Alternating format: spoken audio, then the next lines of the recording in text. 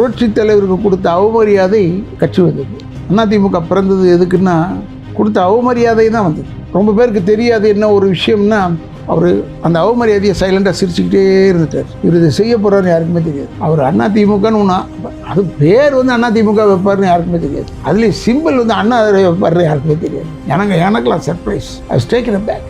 கில்லாடுறா இருந்தார், டக்குன்னு இப்படி பண்ணிட்டானு. ஆனால் அவருக்கு இருந்த மூவ், அவர் ரசிகர்கள் பூரா அப்படியே ஓட்டஸை மாறினார். இதை தான் நான் சொன்னேன். தம்பி பார்க்குறாங்க கூட்டம் இருக்குது, விஜய் பார்க்குறாங்க கூட்டம் இருக்குது. இவ்வளோ பேர் ஓட்டஸை மாறினா டேஞ்சர், இவ்வளோ பேர் ஓட்டஸை மாறினாங்கன்னா டேஞ்சர்.